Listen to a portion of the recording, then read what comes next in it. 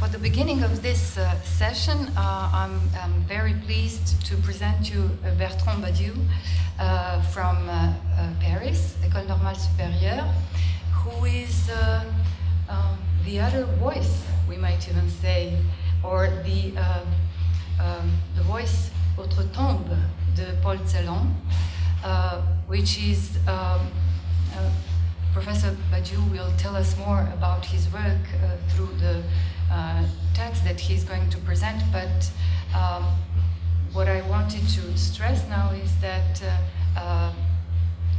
Professor Badiou is responsible for the poetical heritage of Pola Celana and of his archives that are at Ecole Normale Supérieure, and he knows maybe certain things, certain details that he's going to discover to us, and that we are here privileged to hear maybe for the first time. I will not keep you any longer, so Professor Badiou, please. Thank you very much. It's a shame for me, but I not speak English.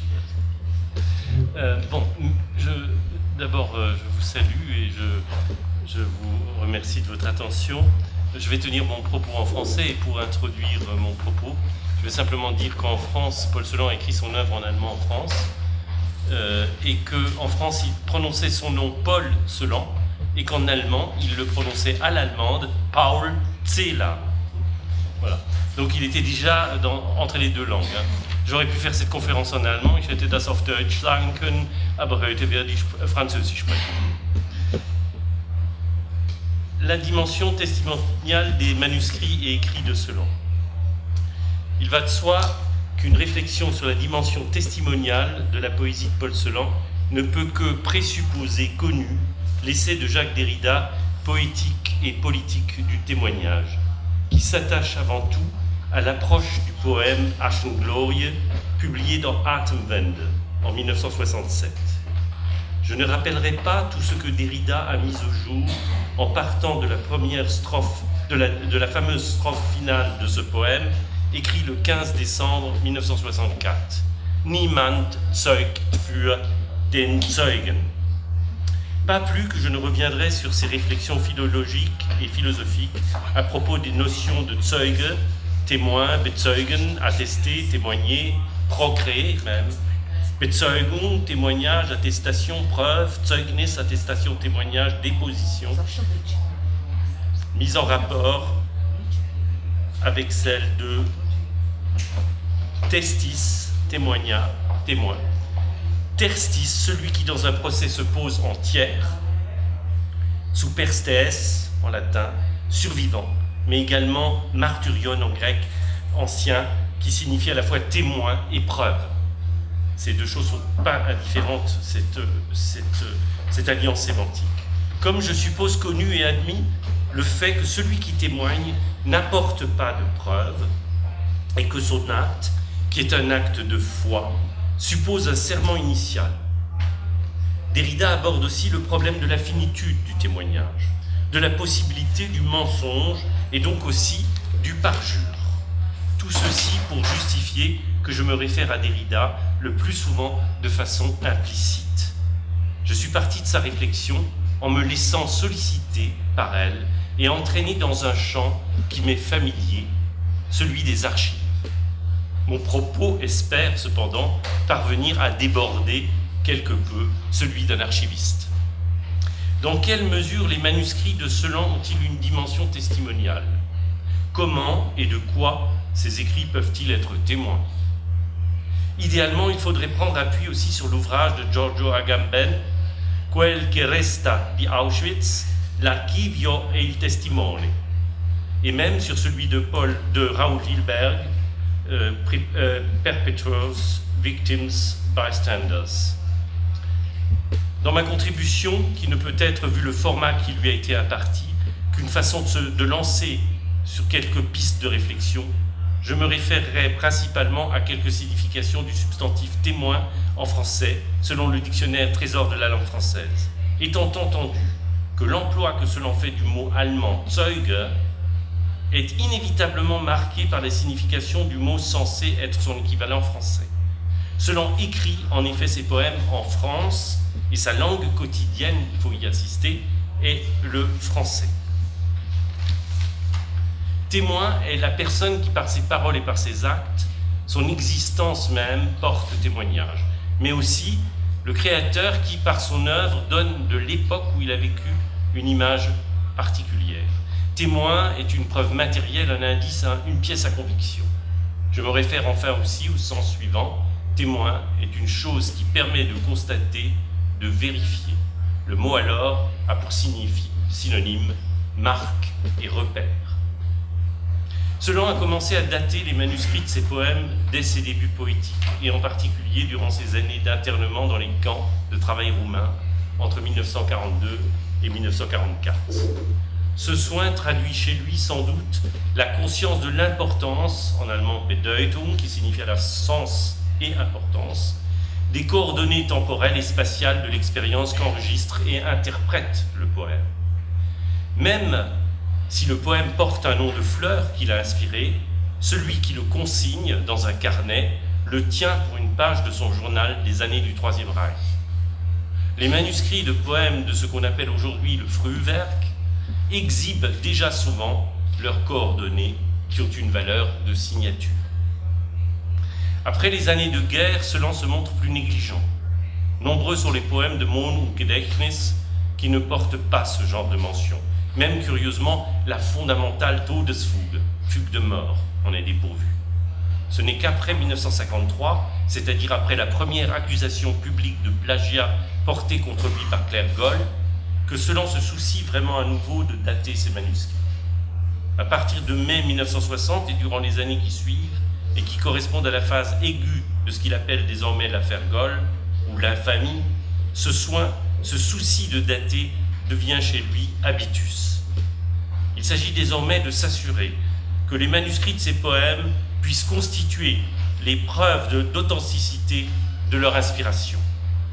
Le poète garde et classe méticuleusement, avec l'état définitif du poème, selon l'ordre génétique, le premier jet et toutes les versions de travail systématiquement datées, parfois à la minute près.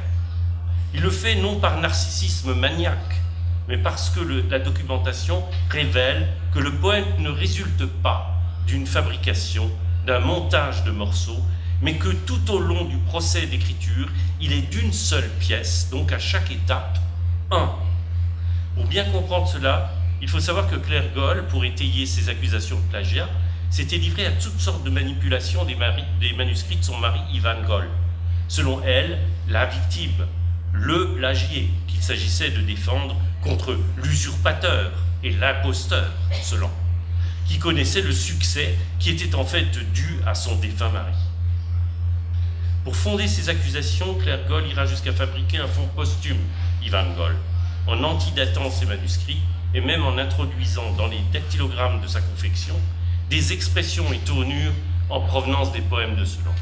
Il faut savoir qu'Ivan Goll, poète bilingue, donc français et allemand, ne s'était remis à écrire en allemand que peu de temps avant sa mort et sous l'impulsion de Celan, qui lui avait offert un exemplaire corrigé à la main de son livre de poèmes Das Sand aus den Urnen.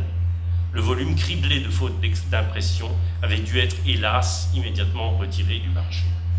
La faussaire pouvait donc laisser libre cours à ses agissements. C'est dans ce contexte, donc aussi en réaction aux accusations de plagiat, d'abord discrètes, puis diffusées dans une revue à faible tirage, mais ensuite très vite relayées par la presse nationale allemande, que Celan théorise sa pratique de la datation. Il le fait à l'occasion de la rédaction de son discours de récipiendaire du prix Georg Büchner, qu'il prononça le 22 octobre 1960 à travers une méditation sur la date du 20 janvier, sans précision d'année dans le discours, rencontré dans la nouvelle de Büchner intitulée Lenz. C'est le jour de la marche du poète Lenz à travers les Vosges enneigées. Petite catastrophe, le code...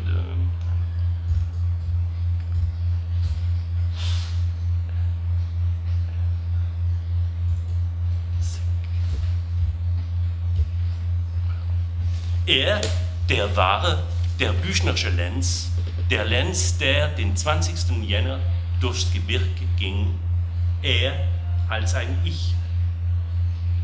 Il se trouve que cette date est aussi, mais Celan ne le dit à aucun moment explicitement dans son discours, même s'il le répète à 4 reprises, celle de la planification de l'anéantissement des Juifs d'Europe le 20 janvier 1942. Cette date devient dans sa pensée le parangon de toute date. Vielleicht darf man sagen, dass jedem Gedicht sein 20. Jänner eingeschrieben bleibt. Vielleicht ist das Neue an den Gedichten, die heute geschrieben werden, gerade dies, dass hier am deutlichsten versucht wird, solcher Daten eingedenk zu bleiben.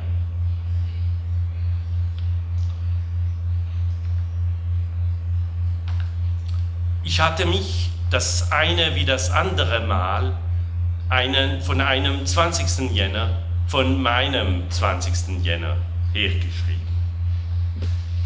Conséquence.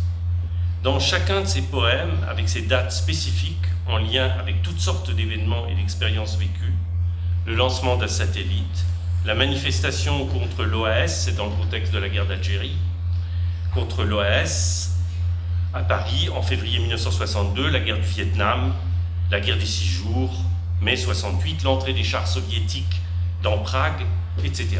On pourrait en faire une liste infinie. Celan reste fidèle à sa vocation initiale. Tous les poèmes s'inscrivent dans la continuité, la logique du trauma premier. Celan tire un fil qui traverse les expériences et les relie à l'événement qui fonde sa vocation. Sa poésie reste, à chaque étape de son processus d'apparition, un mémorial, un cénotaphe, à l'instar de la Todesfuge dont il dit qu'elle est une épitaphe et une tombe pour sa mère qui n'en a pas d'autre. Deuxièmement, deuxième conséquence, Claire Goll, dont la mère avait péri à Auschwitz, était allée, portant ainsi l'estocade, jusqu'à écrire sa triste légende qu'il savait évoquer de façon si tragique, nous avait bouleversés. Ses parents tués par les nazis, lui, apatride, un grand poète accompli, comme il le répétait sans cesse. Les accusations alors portées contre lui reviennent aux yeux de Celan à nier la source d'inspiration de ses poèmes, à nier l'authenticité de la mania sienne. Je renvoie à un texte fondamental pour la conception de la poésie de Celan, qui est le Phèdre de Platon, et un passage très très beau où Socrate exprime qu'il a une préférence pour la poésie qui est d'inspiration et qui n'aime pas la poésie du calcul.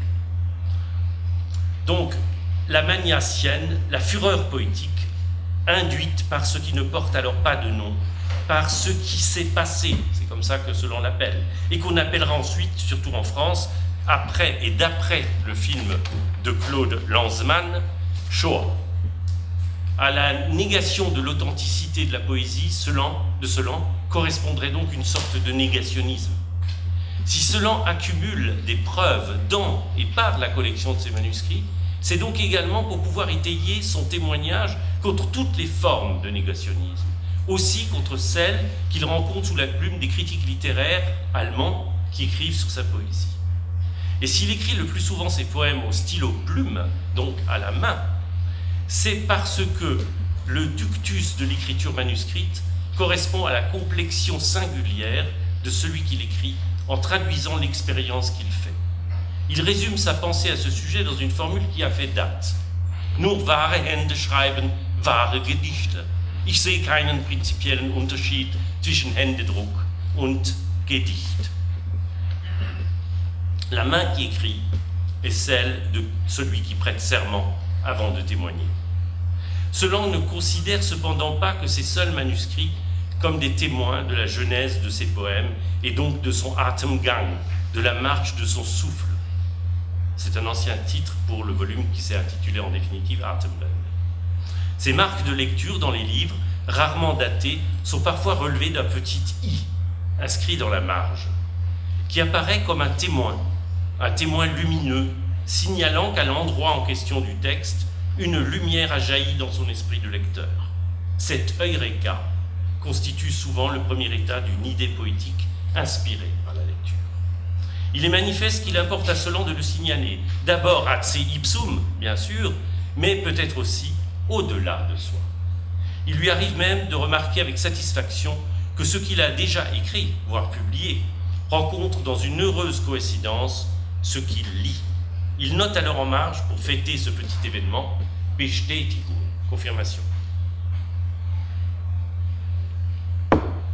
Après 1965, et surtout après l'automne 1966, donc au moment où, séparé de sa femme, Celan ne dispose plus des livres de sa bibliothèque, qui resteront en grande partie dans le logement conjugal, on le voit se promener dans Paris avec sous le bras sa bibliothèque portative que constitue à présent pour lui la presse des journaux. À la façon des Oulipiens, et pour répondre au besoin d'écrire, ce qu'il appelle alors le poème quotidien, Celan se plonge comme de force dans les journaux. La FAZ, Frankfurter Allgemeine Zeitung, die Zeit oder Neue Zürcher Zeitung oder der Spiegel, acceptant de mettre sa pensée en mouvement dans le champ contraint qu'il représente. C'est souvent dans les pages réservées aux sciences qu'il découvre alors les mots, les tournures et parfois même les syntagmes dont il a besoin pour continuer à dire, pour dire autrement encore. Il les déploie sous forme de poèmes qui résultent parfois de la coagulation de choses lues en provenance d'articles hétérogènes. Durant cette ultime phase du développement de son écriture, Celan provocateur pratique une sorte de plagiat délibéré.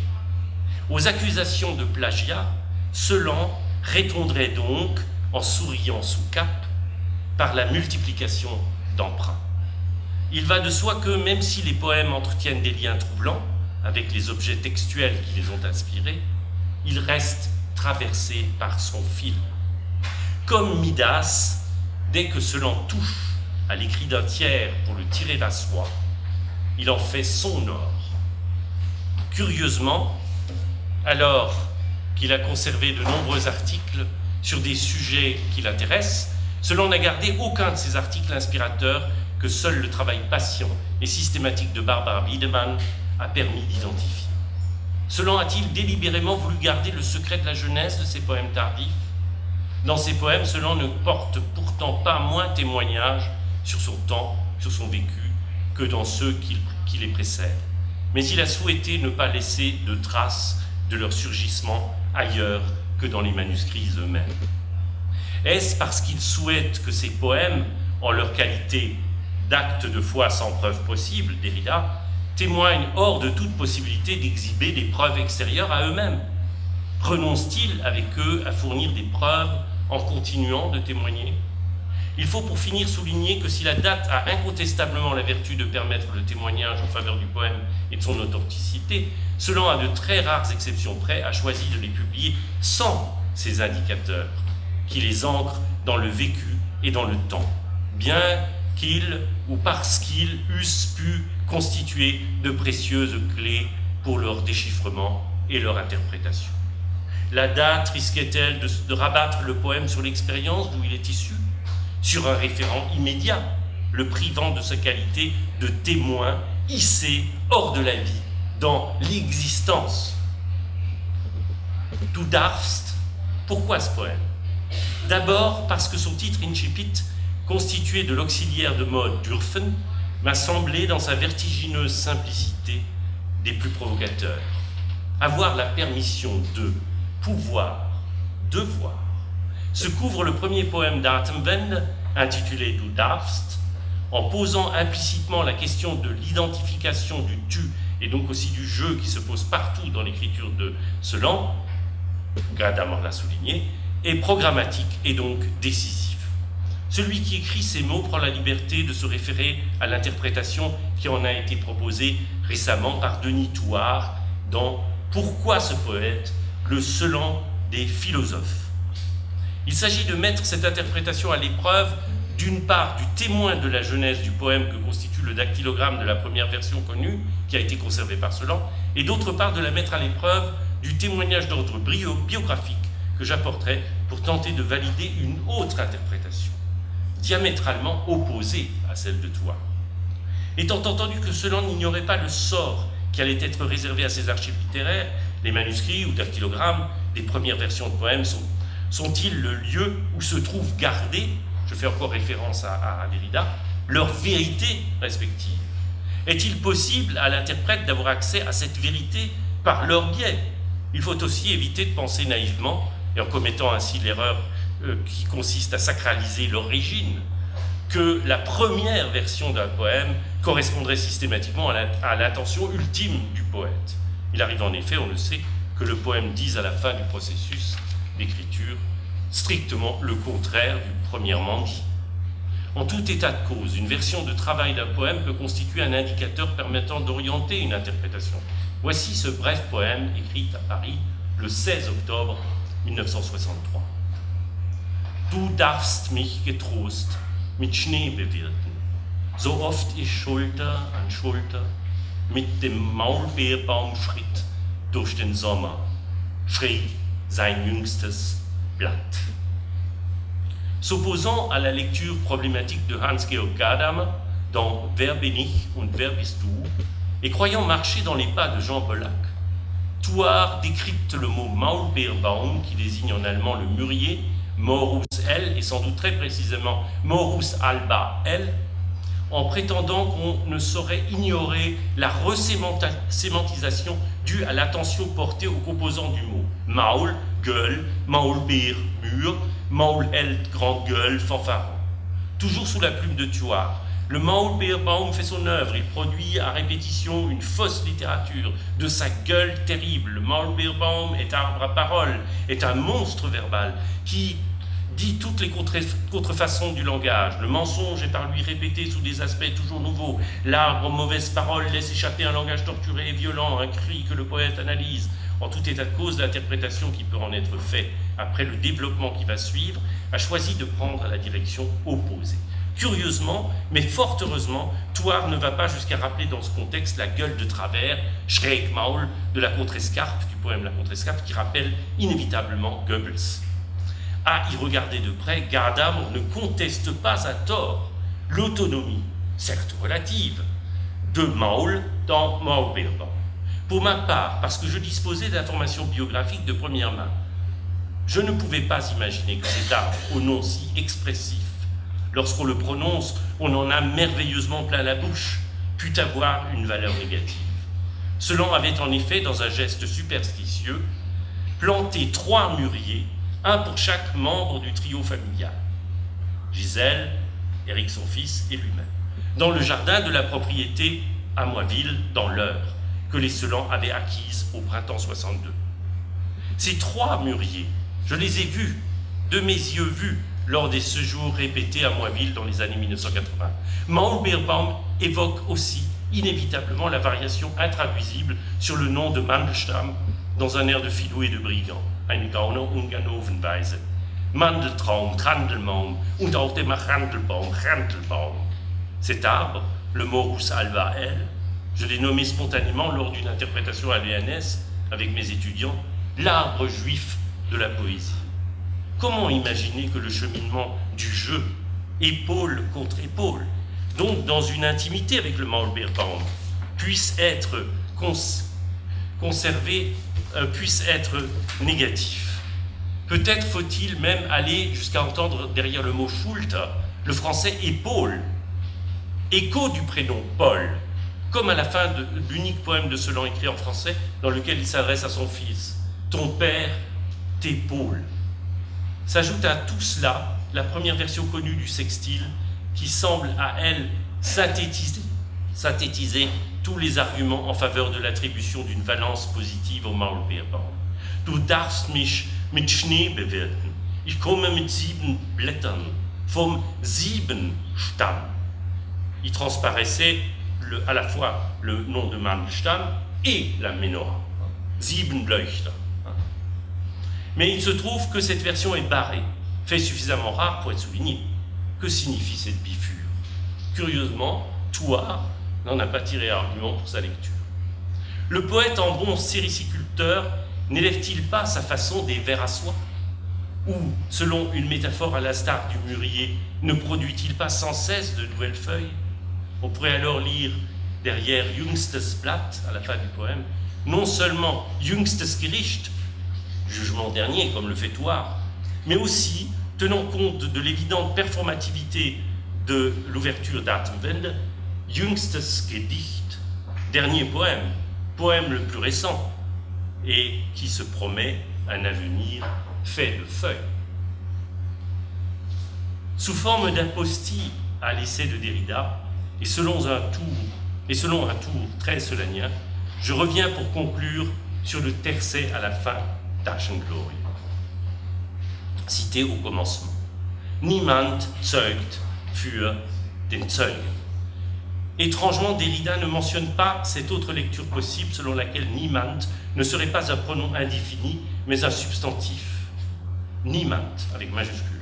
L'auteur de Die Niemandsrose n'a bien sûr pas manqué de lire et relire le chant neuf de l'Odyssée, dans lequel Ulysse aux 1000 tours se sert du pseudonyme Utis pour échapper à la cruauté de ce monstre nazi avant l'heure qu'est le cyclope Polyphème. Utis emoi go noma. Mon nom est personne. Personne est le nom, en creux, du grand témoin, qui en définitive témoigne pour le témoin, celui qui occupe la place qui était dans un autre temps dévolue à Dieu et que la catastrophe juive a réduit à l'inexistence.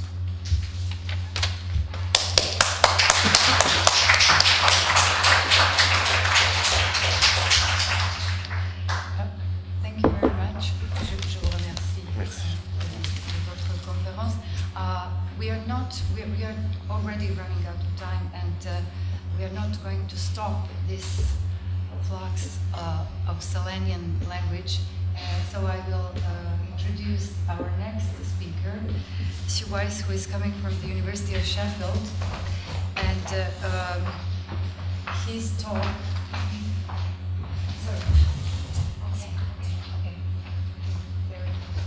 Try to fix it. The talk is Pola Celan's dialogic influences. Let me allow me just a few seconds to put the PowerPoint on, because our speaker has a presentation. Thank you very much. It's really great to be here and to follow that really fascinating talk. I'm going to talk about Celan's influence in a tentative sort of a way. His influence as a poet of testimony, but also a poet of language. Poetry is testimony, to borrow Anthony Rowland's phrase. So I suppose what we can say about the influences is that other writers have either adopted Celan's style and significance for the testimonial aspects or for its self-consciousness about language, or a bit of both. Critical estimates on the poets who have influenced Celan are usually said to include, and we've heard about some of these, the French Surrealists, Mandelstam, Rilke and others. But there's less written about Celan's influence on other poets, though when I was talking to a colleague about this, they said it was actually hard to think of somebody who hasn't been influenced by Celan. And as we continue to talk about that topic, all the examples that he was able to give were of male poets, which was also interesting. And what does the evidence of this effect reveal about Celan's poetry in turn? Can we see the tracing of such influence on other or successive generations of poets as a two-way, or even what Mikhail Bakhtin would call a dialogic process? Yes, thank you, you knew. My first example, and they're not in chronological order, is that of the so-called Hiroshima poet Araki Yasusada. And we've heard a bit from Badiou, who's talked about plagiarism and false plagiarism, and this is a sort of example of both of those things. For those of you who don't know, Yasusada's work appeared in both Stand magazine in the UK and American Poetry Review in 1996, entitled Doubled Flowering from the Notebooks of Araki Yasusada. This was the fullest and most high-profile appearance of Yasusada's work, which eventually precipitated its exposure. Although Yasusada's poetry and the biographical material, the notebooks, accompanying it, suggested that he was an eyewitness of Hiroshima and the atomic blast, his work has been shown to be an elaborate hoax of a kind that we might think of as an entrapment hoax, because you're supposed to work out that it's not real, whatever that means where poetry is concerned. So Yasusada never existed, and his poetry is either a fabrication or a composition, one with attributional indeterminacy, as it's been called, but was most likely written by a Spanish instructor and American poet who works at Illinois, called Kent Johnson, who had described himself up till then as the translator from Japanese. As one critic claims, the Yasusada project's constructions, consisting of both the poetry and the poet's biographical writings, are far more interesting, full of brilliant details, when they're known to be invented. Thus, the biographical features that appear to be extradiegetic errors, the clues that show us that Yasusada could never have existed, turn into fictive tropes. So it's as if the whole production of this figure is itself either a poetic or even a novelistic construction. Such invented details include those of the poems themselves, and also of Yasusada's life and the poets who are said to have influenced him, one of whom is Pola Celana. As Marjorie Perloff has pointed out, this claim, in the context of Yasusada's biography, is an impossibility.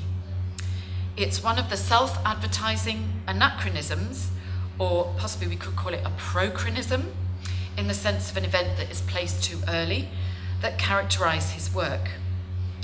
Perloff observes that the translators in American Poetry Review further comment that there are undated haiku that unmistakably bear the stamp of the famous poet and Holocaust survivor Pola Celana, whose work was read by the Layered Clouds Poetry Group and critically discussed by them. Actually, you can still go back. Yes, thank you. So she concludes that Pola Celana, ostensibly read and studied by the Soon group before World War II, did not start publishing, and then in German, until 1952. So the notion that he was closely studied in the Japan of the 30s is totally absurd.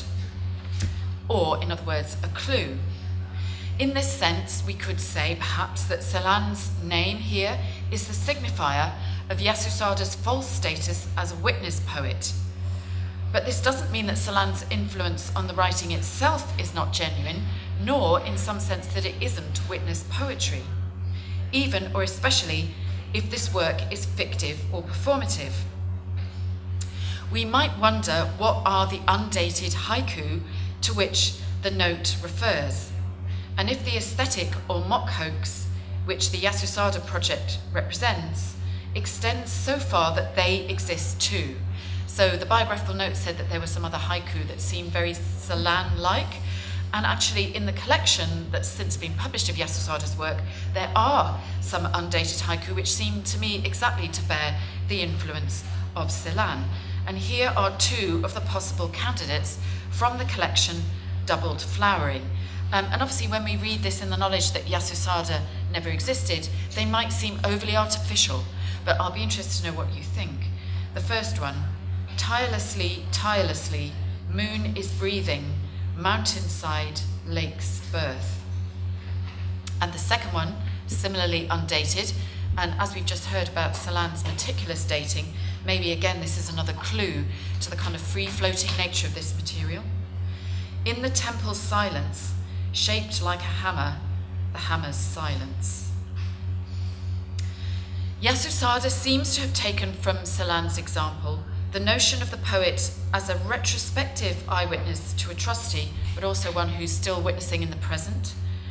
Also, his allegiance to and self-consciousness about his national language, and the incorporation of specific and often fleeting or gnomic cultural detail and location. Just as critics have read Celan's biography in refracted form into his poetry, and as we've just heard, Celan claimed that his poem Death Fugue was his mother's epitaph and also gravestone, so the details of Yasusada's constructed life appear obliquely in his often dreamlike elegies.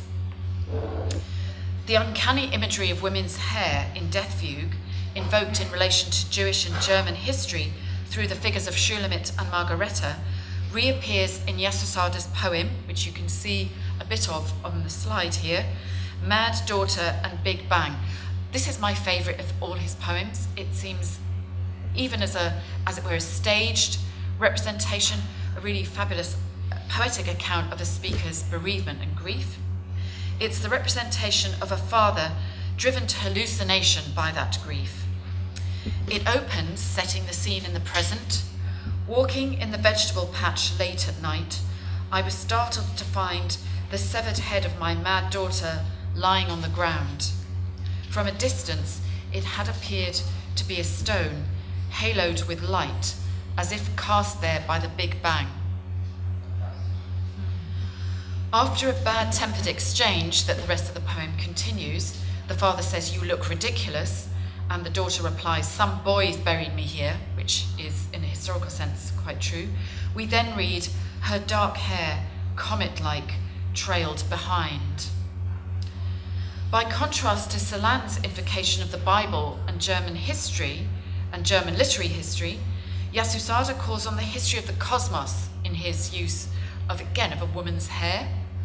The Big Bang is both the atomic blast and, by means of another anachronism on the part of his fabricators, the creation of the universe. The conversational address here, alongside a surreal register, might remind us both of Celan's forebears, but equally compellingly of Sylvia Plath, or even as Celan as mediated by Sylvia Plath, as we see in the reappearance of the confusion of subjects with objects, even using the same vocabulary. And the poem by this Yasusada poet ends, "Squatting, I pulled the turnip up by the root." So we discover that the turnip in the poem is the vegetable that the father mistook for his daughter, because grief is so much in his mind he can only see it in that way. In Plath's poem Yor, which you can see on the slide as a reminder, the child is described in a simile, rather than a complete correspondence, as in Yasusada's poem, as mute as a turnip, by contrast to the all too vocal category mistake that we encounter in Yasusada.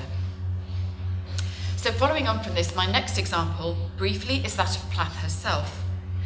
Anthony Rowland claims that Celan couldn't have influenced Plath's famous camp poems, as his work hadn't been translated into English by then. So again, there's the same kind of slippage that we've just seen in relation to Yasusada. Rowland continues, Plath may have read him in the original German, but her command of the language, in her own words, wasn't great. Rowland says the same about Adorno, whose proscription of poetry is often linked prochronistically with Celan's Death Fugue. On the other hand, Matthew Boswell, who fabulously is here in person, has argued convincingly for an indebtedness on Plath's part to Celan. And I must say that whenever I read particular of Plath's poems, it is very hard not to see them as in some way a homage to Celan, as well as other Holocaust poets such as Nelly Sachs. And he traces again a debt in relation to the signification of women's hair, both as a historical and as a more literary concept. The repeated invocation of the golden-haired Margareta and the ashen-haired Shulamit in Death Fugue reappears, as Boswell observes, at the conclusion of Plath's Lady Lazarus, where a third kind of hair colour is present. The speaker says, "Out of the ash I rise with my red hair, and I eat men like air." Could we equally see Celan's careful construction as death, as a master from Germany, invoking carefully the notion of the skilled craftsman or Meister, that mythic and everyday figure? In Plath's metonymies for a dreadful father, the Panzerman devil with an Aryan eye and moustache. Her use of the idea of repeated poetic melodies, alluded to in the title of her poem Little Fugue, seems to shade also into the psychological meaning of fugue, of course raised initially by Celan, as a form of amnesia or dissociative reaction to shock or emotional stress. bringing together, as is also the case in Death Fugue, the musical and psychoanalytic forms of memory and forgetting. Oh, thank you, you've anticipated me, that's fabulous. The influence of Celan on another poet, Kieran Carson, has an analogous emphasis in relation to the construction of memory within a political context. Some of you will obviously be familiar with this work. In an interview, Carson argues that Celan uses language to go beyond language, or beyond our normal understanding of it. So interestingly there, he does focus on Celan as a language poet, but actually Celan's influence on Carson is equally testimonial. The Irish poet named his 2008 collection For All We Know, which is, if you think about it, an interesting, ambiguous phrase suggesting both lack of knowledge, for all we know there might be an influence, with its totality, for all we know. This is named after Celan's 1963 poem, So Many Constellations. Carson's collection of sonnets follows the doomed love of a couple set against various European locations, including Dresden, Berlin, and also the 1970s Belfast of the era of the Troubles, at the end of which the loved one, Nina, is killed in a car crash. And when I was thinking about this, it seemed to me to establish possibly an implicit parallel with a version of Celan's own personal losses, particularly perhaps of Ingeborg Bachmann, though he obviously died first. The form of Carson's For All We Know establishes what critics have called a fugal memory of repeated details and locations in the poetry itself. In this way, the biographical likeness in Carson's collection, and he establishes a link between himself, even his name sounds a little bit like Celan's. This biographical likeness actually stands for a more poetic and buried one. Significantly, in this context of love and loss between two people, Celan's poem, which inspired it, suggests the importance of two subjectivities for the sharing of knowledge. And there's a quotation of it there. If you just go back again briefly, thank you very much. And just to remind you of this poem by Celan, I know and you know, we knew we did not know, we were there after all and not there, and at times when only the void stood between us, we got all the way to each other. The referents here are quite overdetermined about a sharing of knowledge of an absent presence. And as Alexandra Eremiria puts it, they could be quite specific. We might be tempted to read this scenario and its apparent reference to the past in relation to a personal we, and also to a historical there and not there, the witness who was sort of on the periphery of events and wasn't really in their midst. But in fact, the poem seems to be more about memory in a more general sense, acknowledging the fact that in Edward Casey's phrase, remembering transforms one kind of experience into another, so to be there and not there is true of any kind of remembering. In being remembered, an experience becomes a different kind of experience. So rather than being locked in the past, what the witness testifies to is something in the present. Carson's sequence is also about memory and its impossibility in relation both to historical events and to his dead lover. As the poetic speaker concludes, so I return to the question of those staggered repeats as my memories of you recede into the future. And that seems a great way to, as it were, implicitly interpret Celan, memories which recede into the future. In one of the sonnets from For All We Know, thank you very much, Carson performs a double citation, so it's as if he's become very self-conscious of his own having been influenced by Celan, invoking a poem by Celan in which the earlier poet himself quotes an anterior writer, in this case Bertolt Brecht, in a phrase by Brecht which has been very widely quoted and reinterpreted.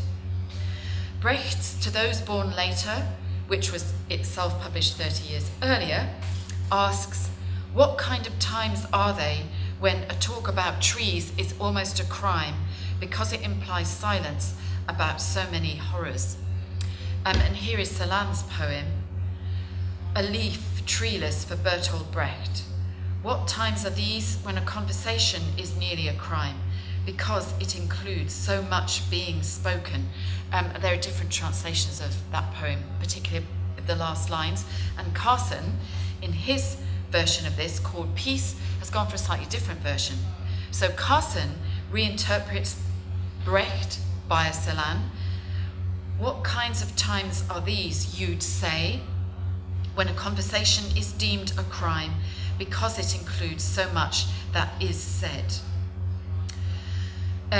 John Clegg calls this a translation on Carson's part, and one which is fairly close, but actually the little tiny differences between Carson and Celan are themselves quite significant. The lineation seems deliberately different. It's almost like free verse or even conversational.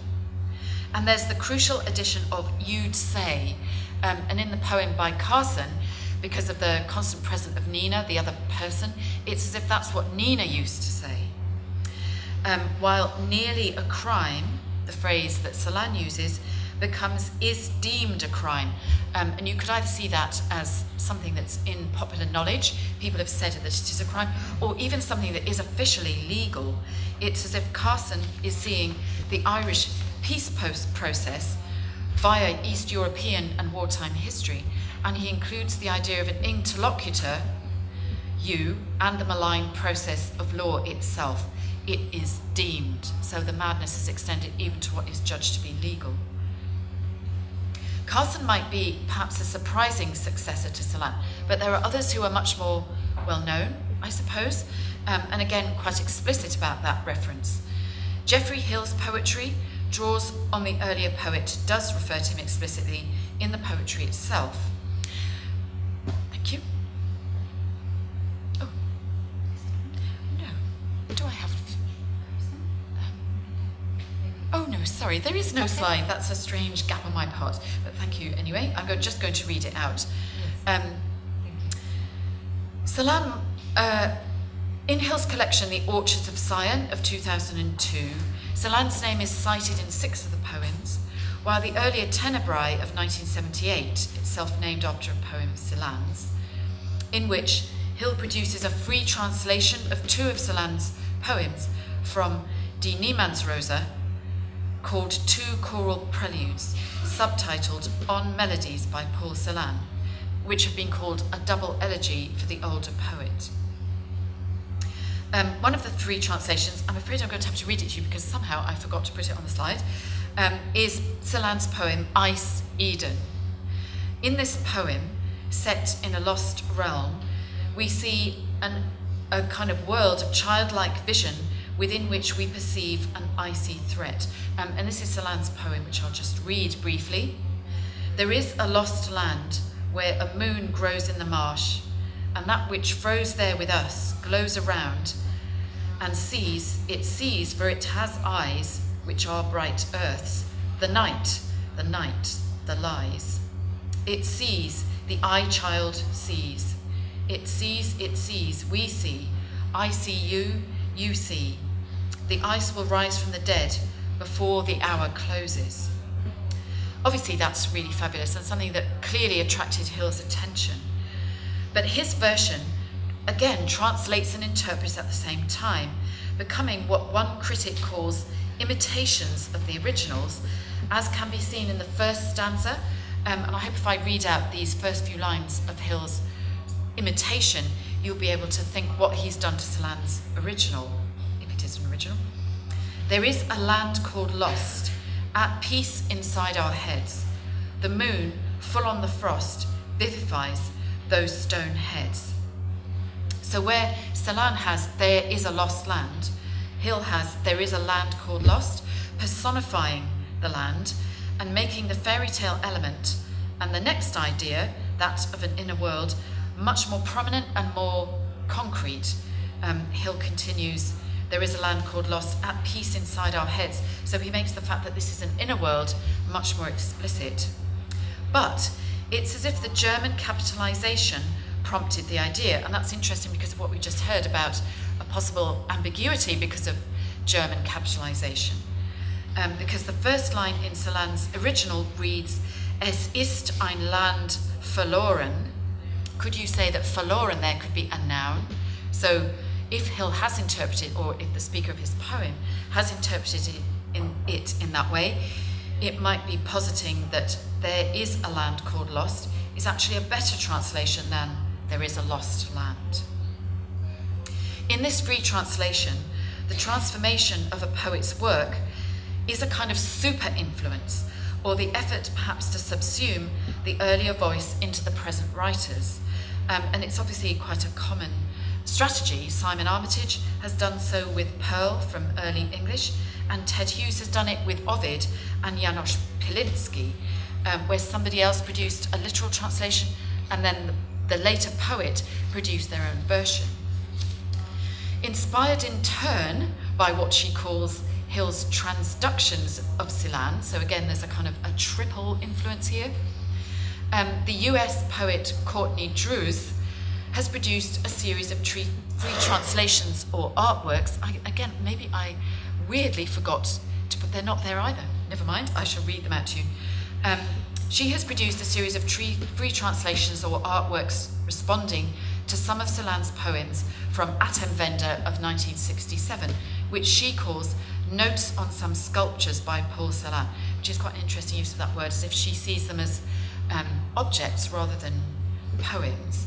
And again, I'll just read you out the Celan example, which is Thread Sons, and there's a whole series of these by Courtney Drews. You can look them up online if you want to do that. So Celan's original, Thread Sons, above the grey-black wilderness, a tree-high thought tunes into light's pitch. There are still songs to be sung on the other side of mankind. And Courtney Drews' version of this, again, changes the lineation of the poem, which seems to be very meticulously and cleverly set up in Celan's original, but she's kind of explicitly changed that. So her re-version, again, is called Thread Sons, and Courtney Drews' speaker writes, the tree on fire throws out its filaments, weaves them to an orb with all 8 branches to keep you out. What we see seems a chrysalis, lanterning a pulsing light. And there are very interesting, I think, moments of translation in the act of translating and interpreting there.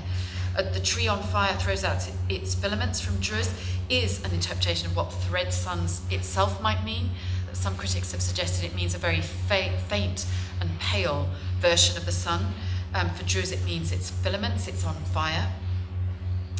Weaves them to an orb with all 8 branches. That's not really explicitly present in what Celan writes, but again it might conjure up that notion of the menorah with its own branches that we've heard about already. And Celan's ideas of songs beyond humankind, the lines from Celan are on the other side of mankind, remains in Drews' version, although her use of personal pronouns, she uses we and you, and the transformation of tree-high thought into a more literal kind of tree makes the poem less abstract. And again, we've seen that there's a site of poetic debate about the whole notion of the tree in Celan's writing.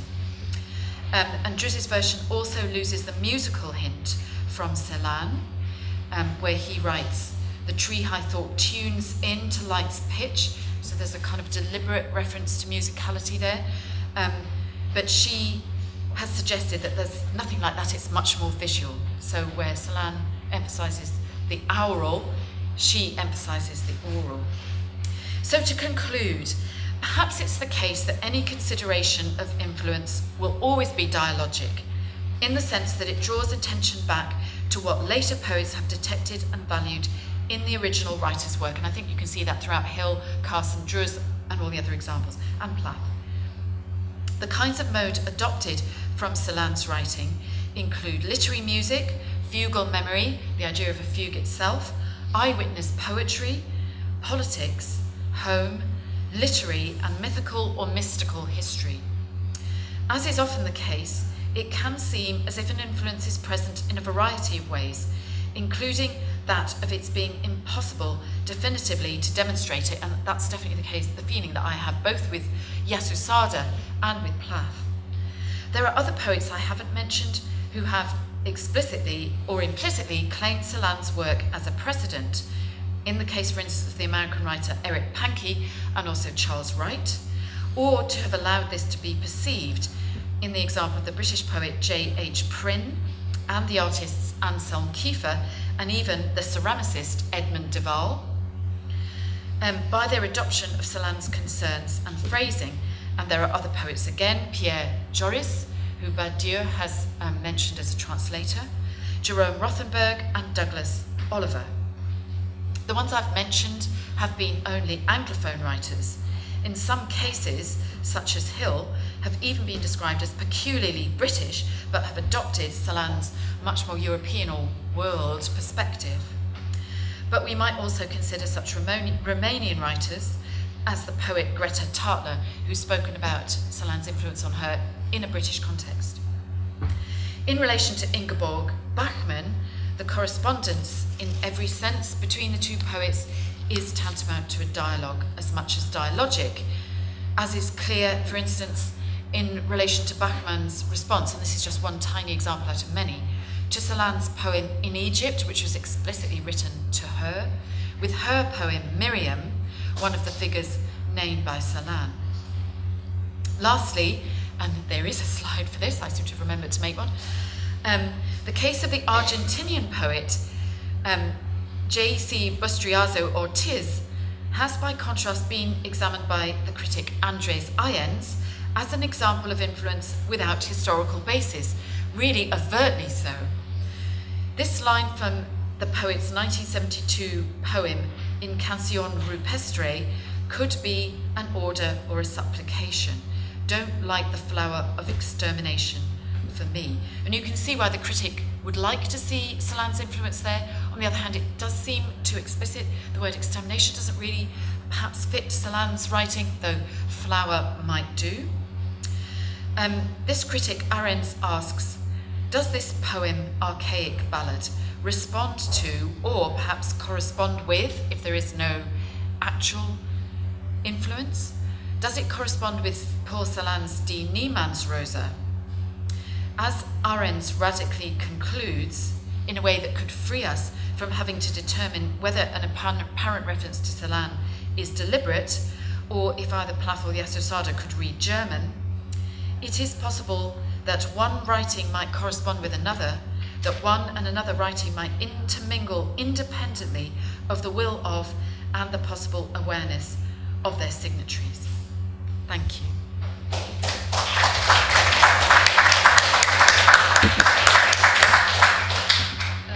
Thank you very much. Thank you for this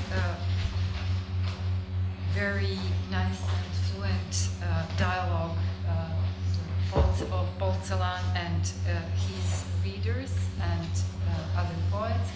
I'm now inviting our guest from Finland. Bearing witness, one language to another is the title of the talk, and please welcome Pajari Räsänen. Bearing witness, one language to another. Something seems conspicuously absent from my title. Someone, maybe an imagined proofreader, might suggest that we replace the dash between witness and one with the preposition from, and perhaps add quotation marks around witness, so that we get bearing witness from one language to another. This could suggest that we pay attention to differences in the vocabularies of testimony in different idioms, even when they seem quite similar, as in bearing witness versus se porter témoin or porter témoignage. The French word for witness, témoin, and the English verb testify and its cognates come from the Latin testis, which etymologically refers to a third party standing by, doubtlessly a third man. The Latin word testis means, of course, both witness and testicles. Reportedly, this strange etymological root of the witness comes from an ancient practice whose variants are known from many different cultures or ethnic groups, of holding either one's own or some others, sometimes on animals, testicles in one's hand while swearing an oath. This gesture or rite could probably be translated into the idea of swearing by one's progeny. If I commit perjury, let my branch wither. So it is in the name of the future other, or perhaps the continuity of the same patrilineal lineage, that I swear to tell the truth. Let it be mentioned that a similar association seems also present in German, since the verb zeugen means both to testify and to procreate. The etymological connection is rather obscure. The presence of the third party in scenes of testimony provides, of course, the primary modern meaning of the English word witness. A witness is one present as a spectator or auditor, namely a third party able to represent, to recreate the scene he or she witnessed.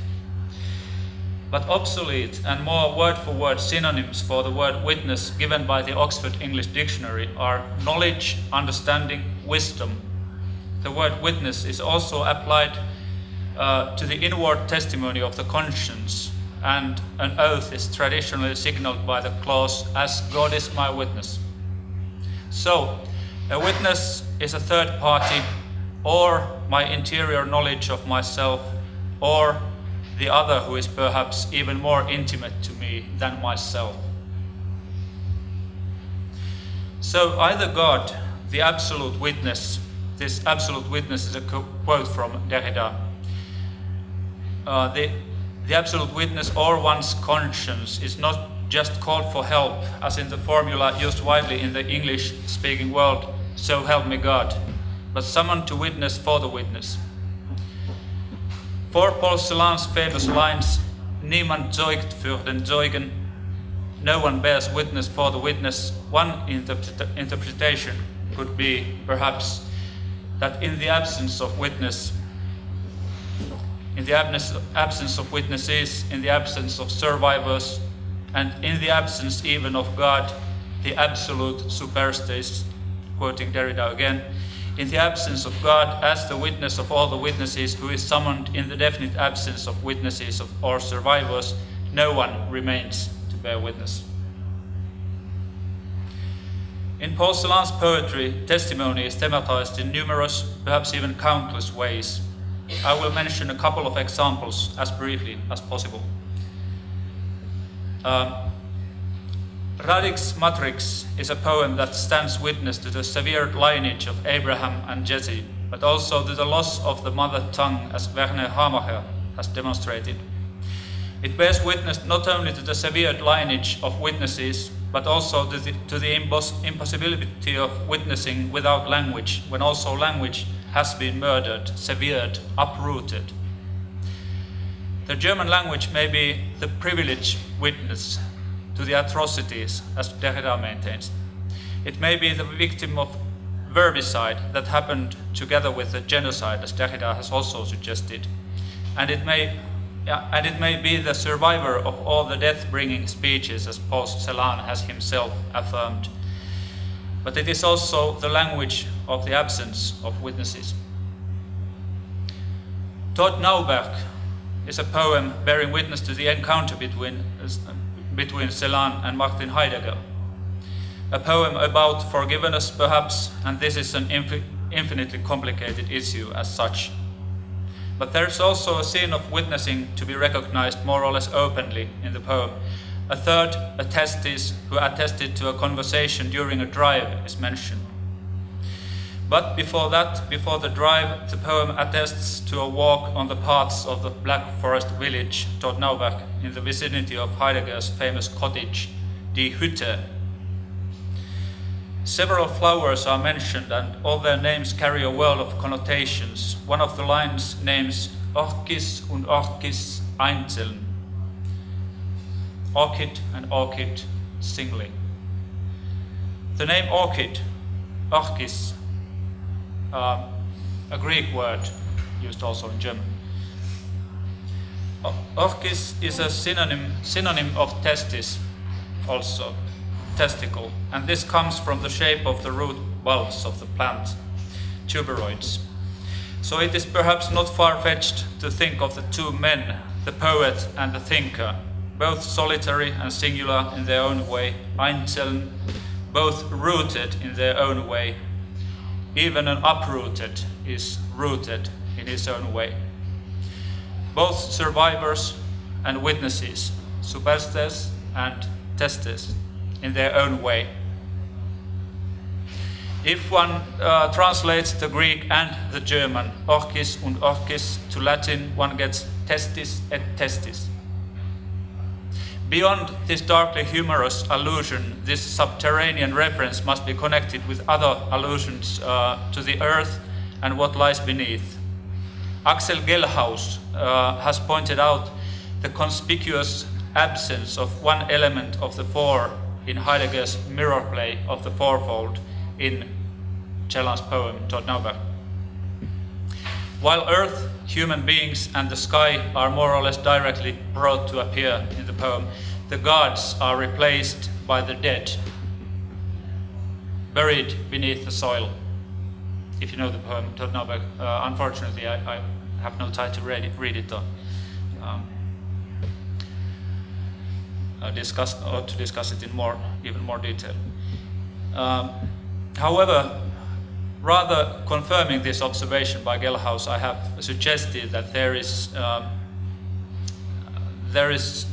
in Todd Nauberg an intimation of the presence of, or conspicuous absence of, the monotheistic God, and yet another allusion to testimony.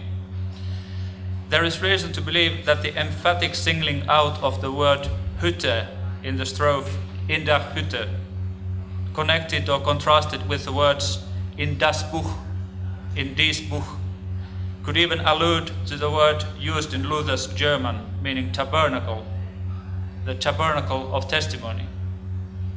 So read through the various layers and aspects, it may begin to occur that the third party attests to the event from each detail and every word of the poem Todd Nauberg. Such concealed testimony is born from one language to another, or the idiom of another era or context can often be found, or at least suspected, in Pola Celana's poetry. I suggested in the beginning that the silent dash in my title could be replaced with the preposition from. We could alternatively use another preposition of, bearing witness of one language to another, and this version could apply to such cases where the vocabulary contains encrypted pieces of testimony from, as in the cases already mentioned, Latin, or sometimes from Yiddish, for example.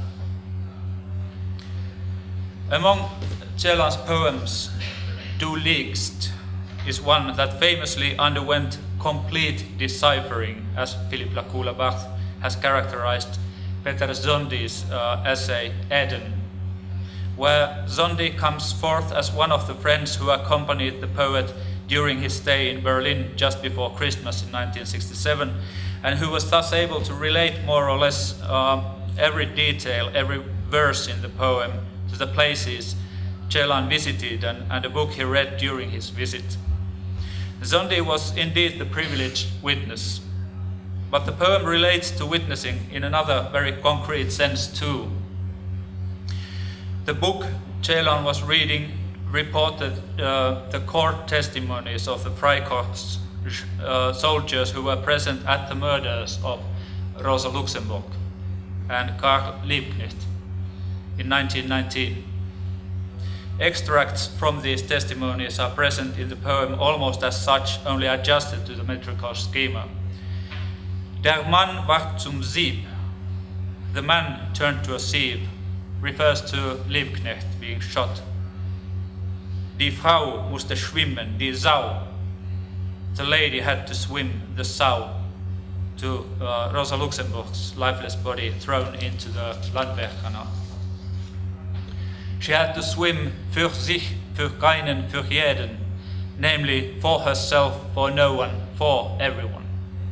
The testimonies that turn the human into a lifeless object, a sieve, or an animal, a slaughtered animal, a sow, are contrasted with his martyrdom for herself, for no one, for everyone. With the dash, my title bearing witness, one language to another, summons language to stand witness. One language is born to another, carried over, übergetragen, as it is said in German, to another as a witness. Translation of a foreign language is an act of testimony. A translator is a third between us and the language we do not have direct access to. It is not just a word and another that we need to find an equivalent for, but another world. Not just a word, but another world that needs to be carried over.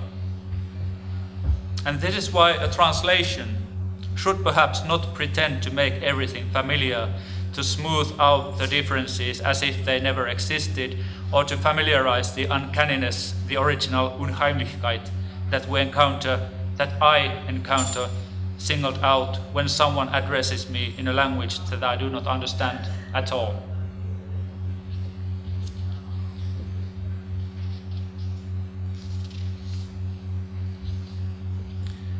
All right, I will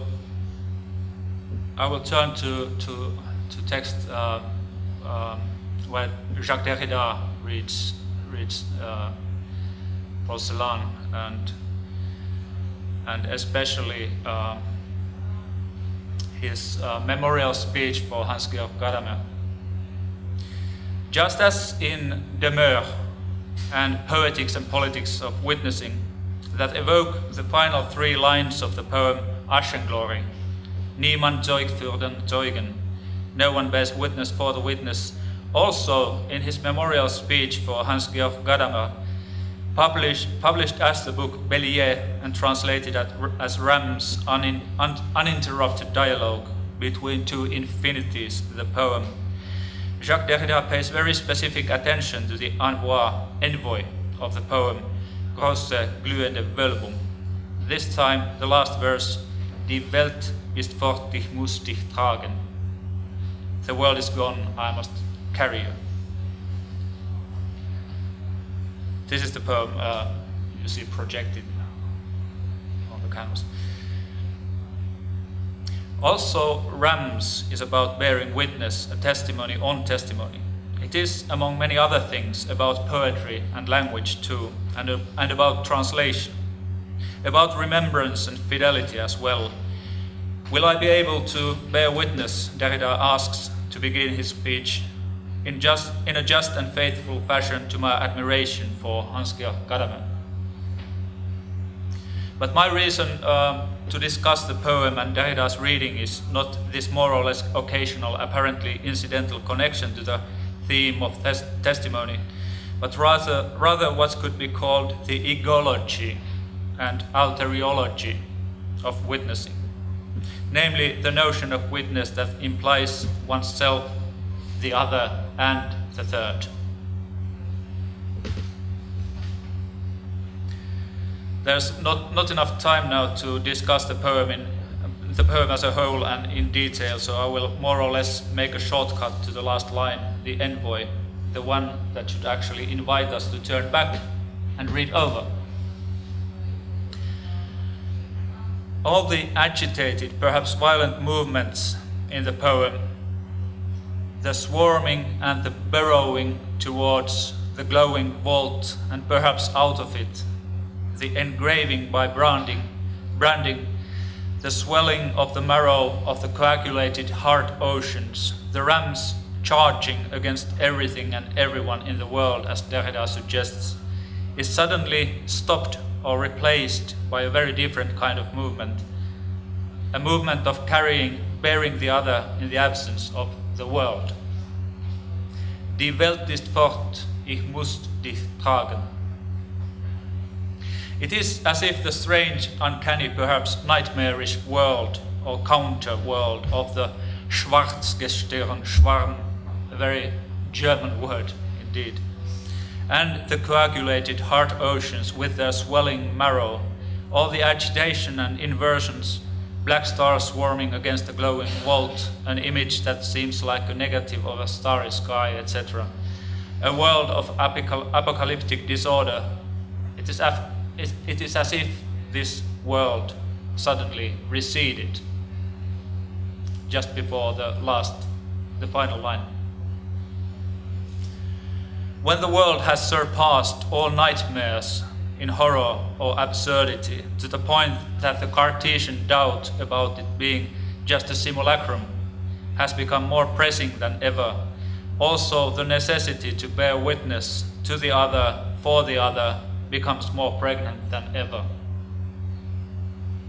In the beautiful final chapter of the beautiful book Bélier, Rams, Derrida invites us to focus on two words of the line Die Welt ist fort, ich muss dich tragen, the verb tragen and the noun Welt. First of all, Derrida considers two possible meanings of the verb tragen in this context. It could refer to bearing a child as well as bearing sorrow at heart, bearing the future as well as the past. Not only to someone who mourns, but also to a mother bearing a child, Die Welt ist fort, the world is far apart. Indeed, if we look back at the poem as a whole, we might have to concede that we do not know whether the agitated motions, the pushing and the swelling and so on, belong to the prenatal state, the state of being born, or being in agony, in extremis, whether these movements precede the beginning or the end of the world. These two possibilities are in connection with three ways of thinking the world and its being departed or being apart, being far apart. And these three ways of thinking are related to three major thinkers of the 20th century, namely Freud, Heidegger and Husserl in Derrida's reading. Derrida's choice of these three proper names is in no way arbitrary or far-fetched, I would say. First of all, because these three cannot be just ignored when we are faced with the absence of a world or the world, be it in a verse of a poem. And secondly, we know that Pola Celana read all these three intensively and extensively, and all of these proper names are present as more or less obvious points of reference, even citations in his poetry and prose. Freud is among these three, and I quote Derrida, both because of the allusion made to mourning and melancholy, and in order to remove the analysis, albeit interminable, from the order of consciousness, from self-presence, and from the ego, from all egology. This is a necessary precaution before the two phenomenologists, Husserl and Heidegger, are summoned. Heidegger, due to the importance of the two words and concepts mentioned, Welt and Tragen, in his thinking, and Husserl, due to the phenomenological method of epoche or Weltvernichtung, the methodical annihilation of the world in the transcendental reduction. I will not discuss Heidegger this time, but would like to follow Derrida to the end of the world, the Weltvernichtung, the annihilation, epoche or suspension of the world in Husserl's transcendental phenomenology. Derrida always returned to this border region, the intra-phenomenological limit that traverses the very core of Husserlian phenomenology. Always, that is from such works in the early 60s as Violence et Métaphysique, where he challenges Levinas's objection to Husserl's notion of the alter ego, to this all the way to this memorial speech for Hans-Georg Gadamer in 2003. Transcendental reduction requires the methodical suspension of the reality of the exterior world and its objects in order to arrive at the constitution or meaning of the objects and the world for the transcendental ego, a process of which Husserl uses the striking word Weltvernichtung, annihilation of the world. In the encounter with the other, I, this epoche confronts a great challenge. In the absolute solitude of the pure ego, another I, alter ego, whose meaning must still be constituted in the realm of the pure ego, cannot be accessed in an original intuition in the same way as worldly objects, exterior objects, are. This is what Husserl has to admit in his fifth Cartesian meditation, as Derrida insists. As what it essentially is and means, namely as another subject or another origin of the world, the alter ego is constituted for me only analogically, through appresentation, as Husserl says, only indirectly. Not perceived but apperceived, not presented but appresented.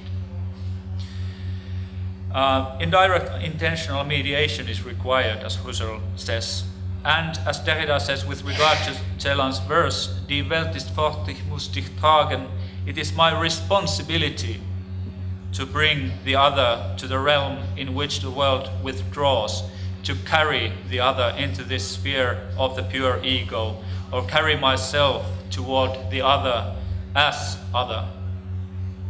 This carrying of the other to the other or for the other can be neither appropriation nor comprehension in the strict sense of this term, but it must be, so to say, running to meet the other, a movement of conveying oneself toward the infinite inappropriability and incommensurability of the other, toward the other's absolute transcendence, even when the other is within my sphere, within me, without me.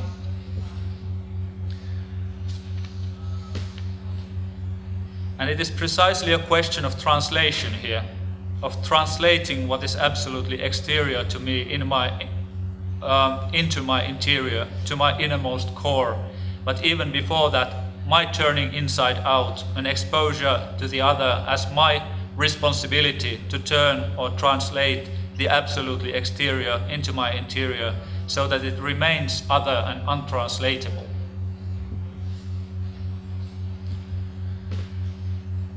Do I still have 5 minutes? In Derrida's critique of Levinas in 1964, Husserl's phenomenological analysis of the alter ego was shown to be absolutely indispensable, something without which it would be impossible to speak of the other person, autrui, and of ethics. Refusing this structure of the alter ego would deprive us of the very language by which we would formulate an ethics of alterity. So we need egology to have an alteriology. The phenomenon of the alter ego indicates another origin of the world. The other's phenomenality is the perceivable face or aspect of an irreducible non-phenomenality, or the analogically apperceptible reference point of the other as an absolute origin. It is evident, writes Derrida in Violence and Metaphysics, 4 decades before Bellier, it is evident by an essential, absolute and definitive self-evidence that the other, as transcendental other absolute origin and other zero point of the orientation of the world, can never be given to me in an original way and in person, but only through analogical appresentation. That was a quote from Derrida's critique of Levinas, early Levinas. To put it another way, briefly, I cannot take the other's place in space and time, and this is something I must acknowledge. But it's also my responsibility to try that in a way. Empathy is the word for this necessity. The necessity of the impossibility of taking the place of the other. I must bear the other I, the other conscience or consciousness, the other origin of the world into the sphere of my ego, not as an object or even as a subject identical to mine, but as irreducibly other. This happens through analogy. The analogical appresentation or apperception cannot be an appropriation or comprehension or totalization. Tout autre est tout autre.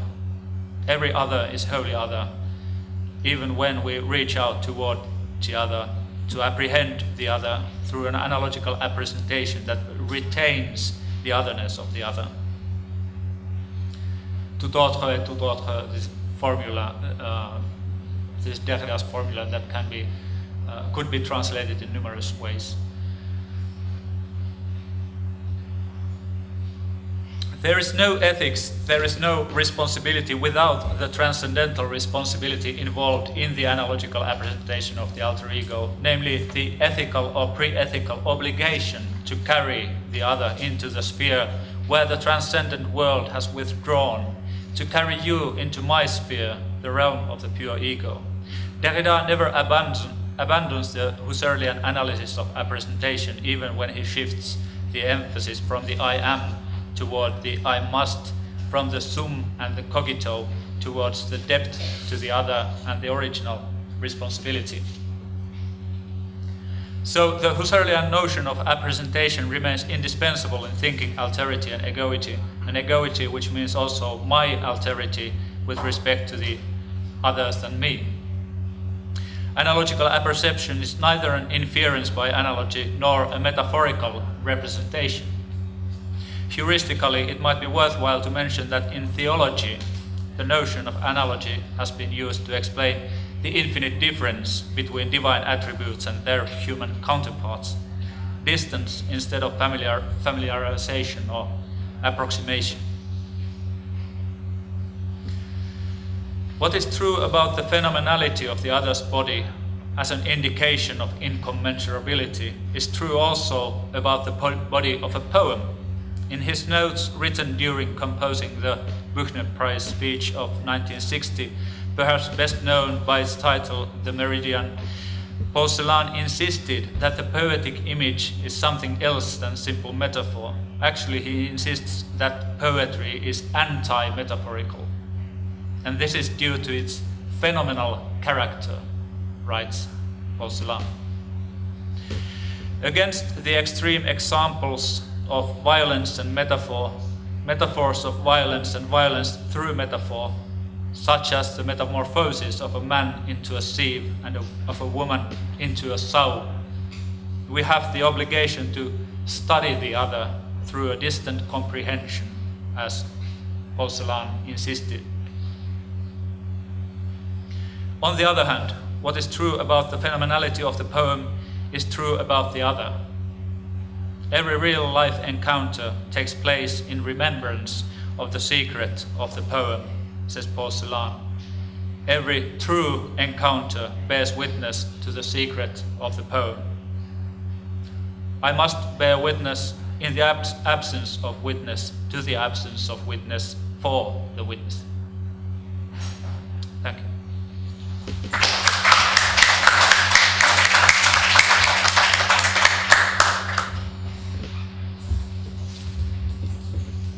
Well, I have a privilege to thank our speakers and their sublime readings and interpretations of testimony in Pola Celana. And we do have even half an hour for discussion because our timing is, it was supposed to end at 12 and have a coffee break.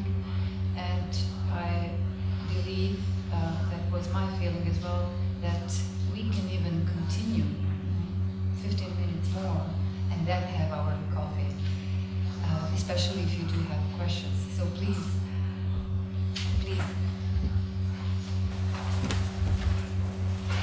I believe we have a mic so that you can easily. Yes, thank you. Thank you. I have a question about the adequacy of testimony on American as it's apparent. And at present, in America, the issue of the adequacy of representation is crucial. There are many testimonies coming forth, as I'm sure you know, of sexual violations, and so that just the literal sense, the common sense notion of testimony is not something that I can easily turn away from. And with regard to Celan's poetry, I'm struck, And my question is, are you not struck this way too? That Celan was quite reluctant about the notion of representations of violation. That I think that he has a rather reticent and delicate relationship to the notion of representation of atrocity. And I think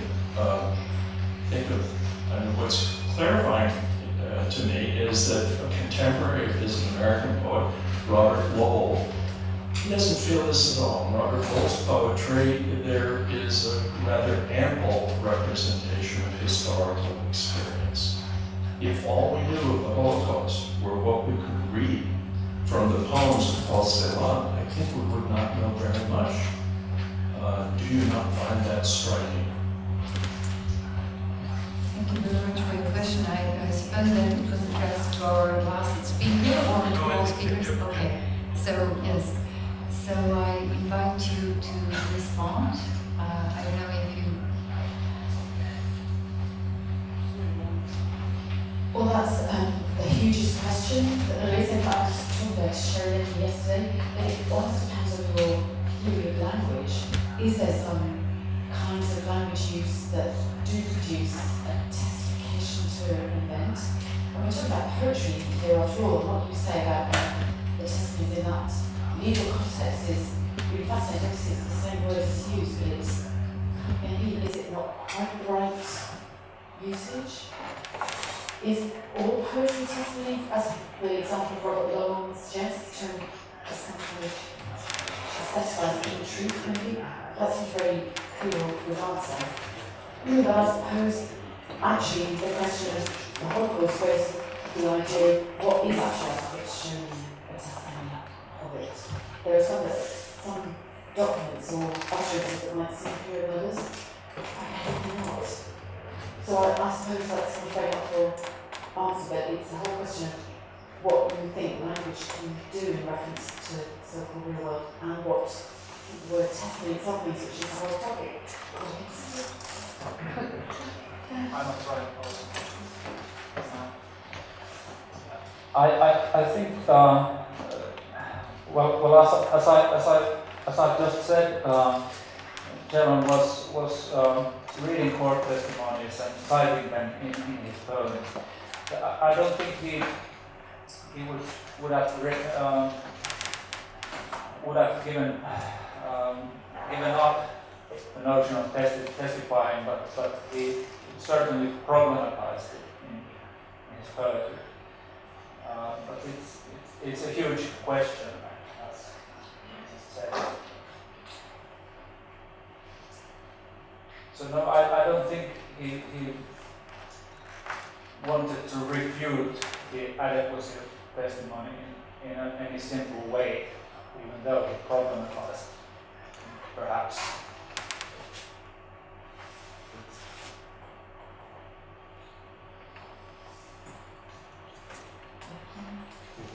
Je voudrais simplement dire, si j'ai bien compris votre propos, que le mode indirect est absolument privilégié par cela. Il y a une impossibilité de la représentation, bien sûr, des faits. Et à la différence de la poésie de Nelly Sachs, par exemple, qui thématise l'horreur dans certains poèmes, cela ne le fait jamais. Je dirais la suite. So I think I would like to say that the indirect modality of testifying is something that, as I understood well, was at stake here. And comparing to what Pola Celana was doing, comparing to Nelly Sachs and her poetry, who was much more testifying and thematizing the horror in itself, Pola Celana did something else. Il y a une analogie que je fais souvent avec les propos que tient Claude Lanzmann dans son autobiographie intitulée Le lièvre de Patagonie. So there is an analogy in Claude Lanzmann's, the author of the Shoah autobiography, Le lièvre de Patagonie. The Patagonian bear, yeah. Hare, that's right. Et dans ce livre, Lanzmann pose ce problème de l'impossibilité. Dans le film Shoah, rien n'est montré, tout est joué, et tout se passe dans la parole et dans l'impossibilité de représenter. So the very thing that we had in the film Shoah is that nothing has been represented, everything was played, and that was at stake. On sait qu'il s'est refusé à utiliser la moindre image, y compris les fameuses images commentées par Huberman, les seules images qu'on ait véritablement prises dans un camp pendant l'horreur. So it's very well known that Claude Lanzmann refused to take any photographs or any material, documented material, and it's well known the debate with Huberman, who also made a huge book on survival image about a few cliches, photographic cliches of taken in concentration camps, hors cadre photographs. Et pour terminer, en accord avec mon collègue britannique qui vient de parler, je dirais qu'il y a toujours un mode indirect, une impossibilité. Le poème témoigne chaque fois de quelque chose qui ne peut pas être dit de façon directe. Et le travail de celui qui l'interprète est précisément à la recherche de cela, que lui-même ne va pas pouvoir dire de façon plus directe.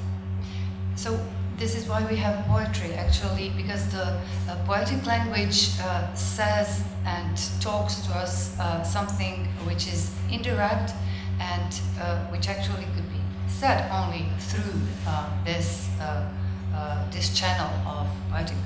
Juste cette phrase que Celan a sans doute empruntée à Michel Deguy, au poète français Michel Deguy.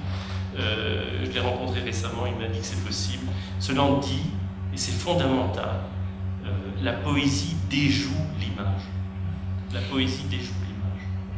So the French poet Deguy, who painted Pola Celana, and Professor Badiou met him recently, and they discussed about this. That actually Celan borrowed from Deguy this the expression that actually the poetic déjoue. Plays and can you help me? Who is undoes the image. Yes, please. Yes, please. Pajari, if I'm pronouncing your name right. Pajari. Do you feel that what is being represented as Lanzmann's position is contrary to the etymology that you presented, that is the figure of the adequacy of the representation of the hand on your testicles sort of thing? This is, it seems to me, directly a paradox between the two. Do you not feel this? I ask this not to ask this in order to get clear for myself as to whether the notion of testimony is not deeply paradoxical, and at some points we're working with.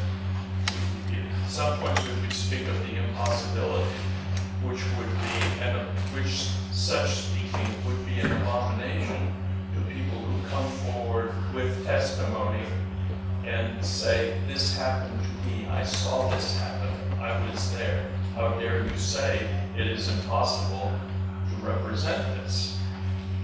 That's what I'm sensitive to.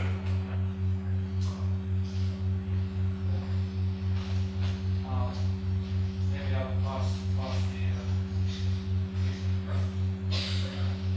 the microphone to someone else if someone else would like to.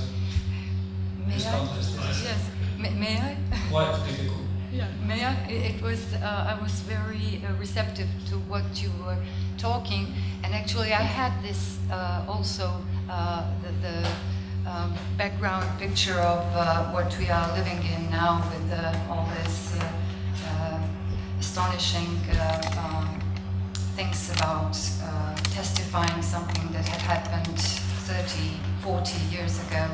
And it's not a coincidence that you were supposed to take the testicles, and it's a very masculine thing.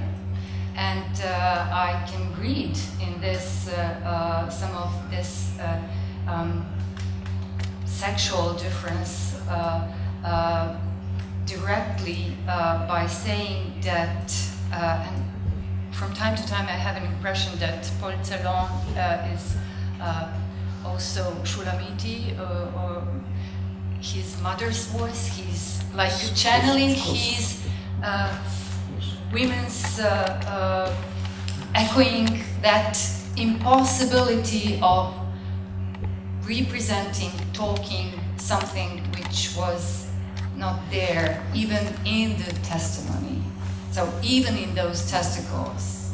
So the possibility of speak up something not even representable is there with this significance of feminine, of the eternal absent, even in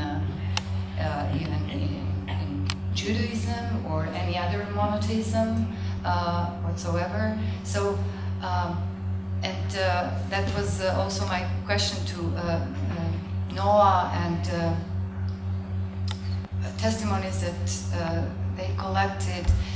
What about female voices? And what about the difference between those who testified from within their masculinity and presence in the war, doesn't matter on which side, and other voices? Because here in this territory on the Balkans, we do have a huge heritage of those female voices, unknown most often, which testified with their bodies, and even after they are gone, still testifying.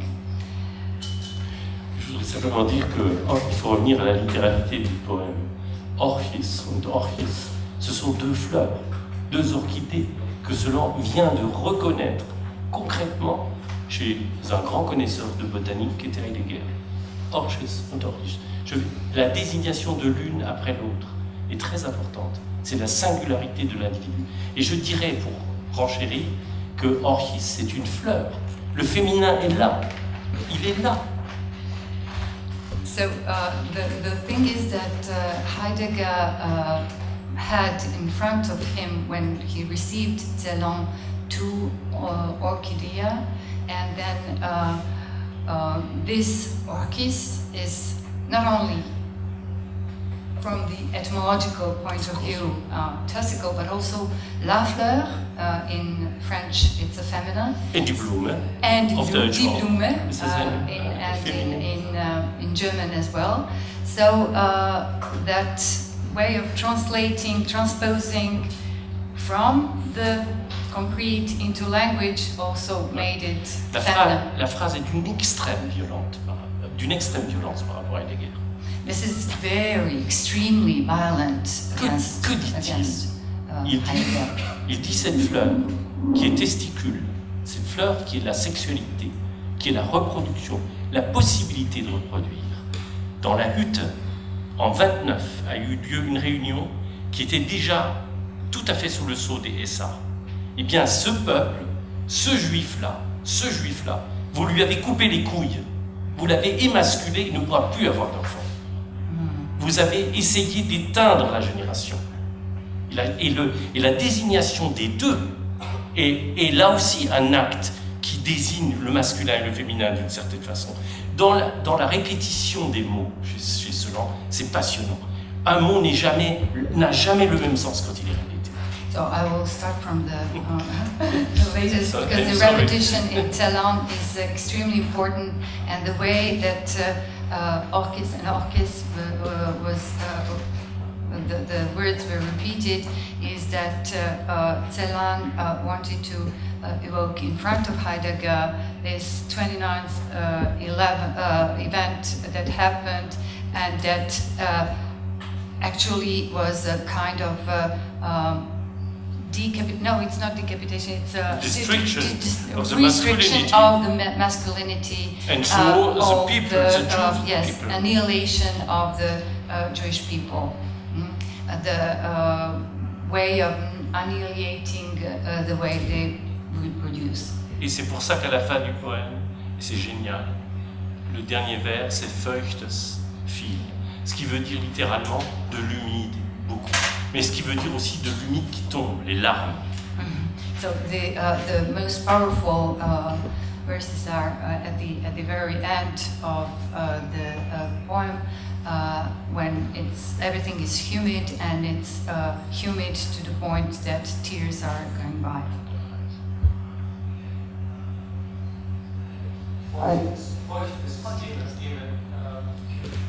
Yes, yes, yes. Et cette humidité, elle est encore inscrite dans l'histoire.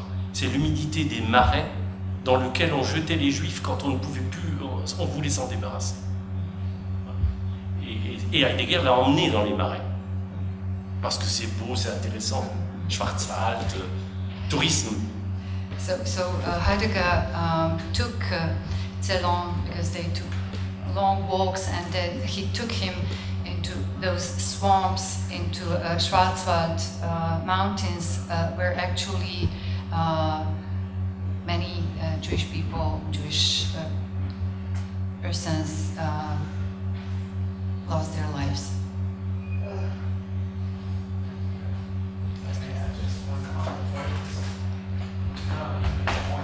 Moist, yes.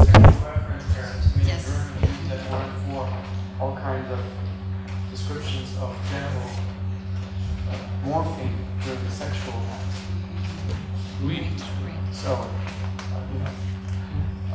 but also, je veux ajouter seulement un commentaire qui peut-être dans la dimension. En allemand, le mot Ehre, à propos du mot Malbeer, s'applique aussi à propos du voile. Mais oui, je sais ça. Vous pouvez imaginer que la norme. Can you just to the audience Of course. The word Ehre in German, it's a very recondite word. Usually you use the word Fingerspitze.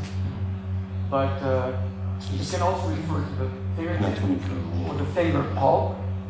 So there's a direct link between Celan's use of hands, the mouth, and the Malbeere becomes also a metaphor, whatever you want to call it, that connects speech to writing. And tree, the metaphor of tree in his work is obvious. It's laden with historical and other connotations, associations, etc. Oui, mon propos n'était pas de commenter le poème, bien sûr. Je l'ai commenté dans mes séminaires, et le dernier séminaire que j'ai fait a duré 4 heures sur ces seuls vers. So Professor Badiou took 4 hours just to comment on those few lines of the poem.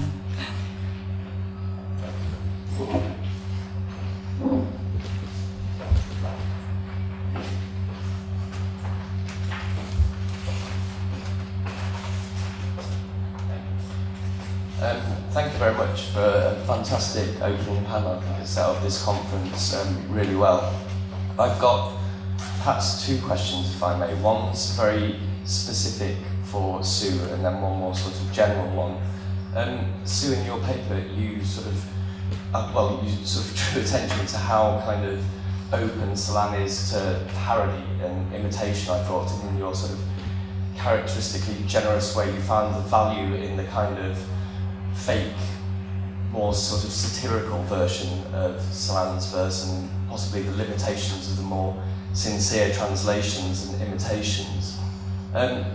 You've written a lot about Holocaust testimonies, or sorry, fabrications of Holocaust testimonies, fake memoirs and the like. And I wondered if you had any thoughts about the similarities or differences between these kind of literary deceptions that happen in prose and those that happen in verse, because that seemed kind of something that sort of your paper threw up.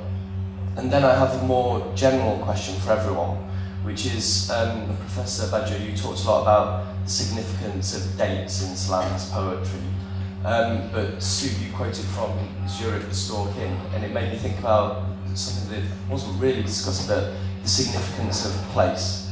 Because often, like, Celan's poems are read as very sort of abstract, philosophical, but with something like Zurich the Stork-in, where it sort of really anchors it in a particular place, I wondered, you know, the significance of that for your understanding of his work.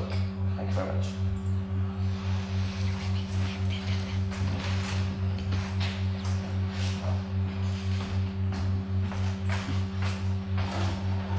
Thanks, Matt. Those were two really good questions. And the first one is really significant. I think it seems less acceptable to imitate in prose a position you don't hold. That's how it seems. And I suppose maybe the reason for that is that in poetry, is it the case that as a genre, it is more about adopting a subject position that isn't your own anyway? Is that correct, perhaps, that there's more license to impersonate in poetry? So you can kind of, in fact, we were talking about that earlier, you can adopt a subject position that looks like your own, but it's not quite. So readers are used to that more than with prose, particularly prose testimony, which is an aesthetic genre, but it's kind of non-fiction as well. Well, is poetry non-fiction, or not?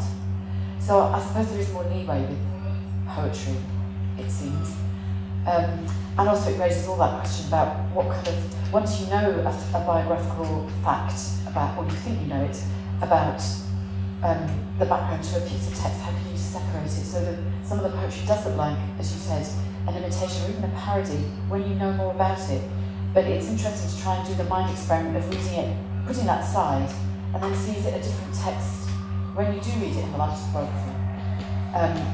And with Yasusada, some of the work was published in 3 different contexts, with the real person's name as a fake name, and after people knew. And actually, though the text stays the same, and you think it would make no difference, it actually does really change the reading, which goes against all that idea that the author is dead, and all of that kind of thing. So, thank you for that. Do you have any comment? Est-ce que vous avez... Alors, je pense que oui, c'était la question des dates et des lieux, oui, c'est ça. Oui, c'est ça. Alors, c'est une question fondamentale que j'essaie de résumer dans une formule simple et qui revient aussi à revenir sur les propos qui viennent dire sur la question du biographique. Je pense que le poème est ancré dans la vie, dans la vie, et qu'il passe à l'existence en devenant poème, publié. C'est-à-dire que... So, about the question of place, besides this, what I treated in my talk through dates, so the poem is actually... J'ai oublié. Ancré dans la vie. So the poem is enrooted in the life. Dans la contingence. And dans the contingency of the life, of the contexts that are around her. Mais en tant que poème, but as a poem, il se hisse dans l'existence, exister. Yes, it transcends, it goes up, it elevates voilà. itself over Voilà. that pure existence. Et je dirais le paradoxe, si je suis biographe, c'est pour faire définitivement oublier la biographie de Celan. And as a biographer of Celan, it's something that indicates that we should actually completely forget about the biography. Parce que les gens s'intéressent à la biographie et comme ils ne savent pas, ils sont obsédés par ça. Il faut leur donner et après ils peuvent lire les poèmes tranquillement. So people are just obsessed by the biographical facts and they just want this as a thing of the resources, But so we can give them dates and places and facts, and then forget it. Bien sûr, j'essaie de pas être idiot en le faisant. Of course, I'm not trying to be an idiot and I thank you very much. Noah, do you have a question? No, I just wanted to answer your question. But I think that what comes up in many questions, what Bob was saying and meant, is that we are so used today to this testimony in the setting of the court. That kind almost of forensic approach to testimony. That suddenly testimony through poetry or through other in other settings is totally unacceptable. And you were saying about gathering testimonies today, so I think that in doing this project of naming it war and gathering, we got that's why we got a totally different response, because we got out of this setting of the court, of the things you have to prove. We actually put more emphasis on social relations, on language, on the way people speak, on what happened to them in language. So I think that one of the aims of this this conference is to try to bring back into the public discourse the possibility of non-judicial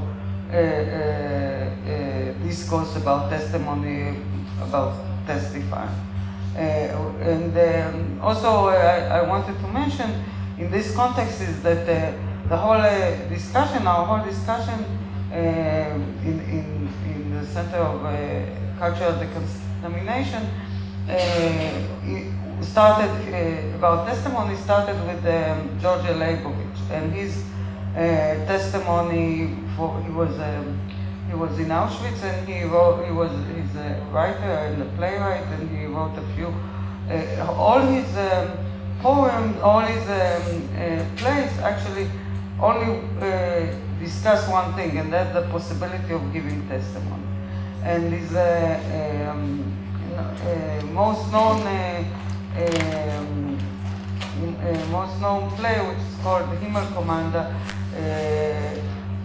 the play starts with the fact, with the impossibility of giving testimony, because he himself is giving it some way his own biography, and the play starts by a person who is testifying for something he heard from somebody who was in the Himmel Commander. So this whole idea of giving testimony from in the first person is totally excluded, and I think that this is a very big question when today we gather. I mean, in another way, of course, Shoshana Feldman deals with it and others, but I think that it is this all the time this mediation that happens between testimony for people who gather testimonies, who do this interview. It's very obvious that there's always a kind of mediation.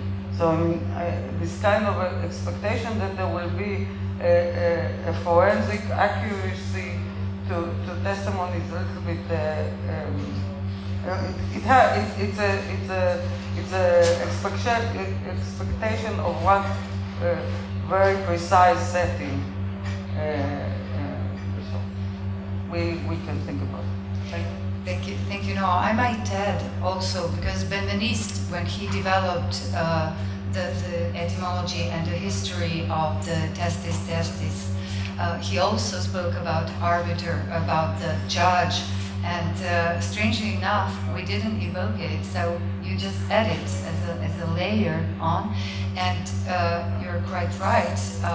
In a court, when you're present at a court, it's very strange ambience, and then there is no way that kind of I might not call it empathy, but maybe telepathy or something that can bring us all together to think about a thing, the thing, maybe in the same way and not opposed, because when you're at court you're opposed. And if you are gathered together and think through language, and this time we have poetical language, and those who sublimely introduced us to that structure of understanding, maybe there is a part of reconciliation. This is where reconciliation is coming through. It's not coming through opposition, never. So thank you very much. We will continue our next talk.